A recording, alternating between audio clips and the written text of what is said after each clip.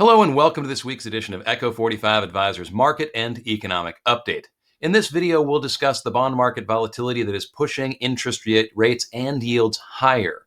This is a result of tariffs as well as a dispute between the White House and the Fed. It's important to remember that short-term volatility is normal and can be caused by a variety of factors. This volatility can create both challenges and opportunities for income-focused investors. Over the next few minutes, we'll explore what's causing volatility and how investors can look for opportunities in the current market environment. First, what's causing bond market volatility?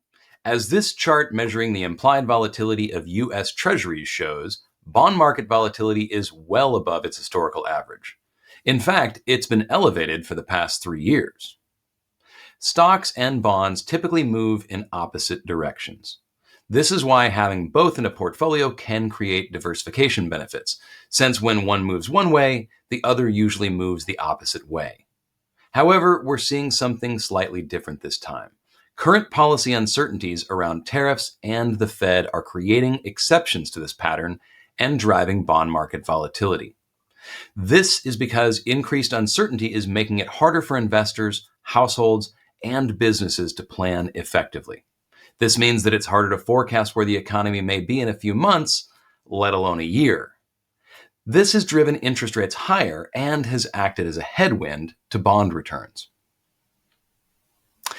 Next, despite higher than expected interest rates, this chart shows that most bond sectors are still holding up year to date, including U.S. aggregate bonds, treasuries, and investment-grade corporate bonds. Corporate bond investors are paying particular attention to quality levels. Investment-grade spreads remain tight, while high-yield spreads have widened but are still narrower than past crises, such as the 2008 financial crisis and the 2020 pandemic. Municipal bonds have experienced greater volatility recently, with elevated muni ratios making them more attractive compared to treasuries, particularly for high tax bracket investors. Finally, bond yields currently offer attractive income potential compared to historical averages. For example, investment-grade corporate bonds are currently yielding above 5%, compared to an average of just 3.8% since 2009. This chart shows traditional sources of bond yield, with blue bars showing the latest yield to worst and the gold diamonds illustrating the yield to worst average since 2009.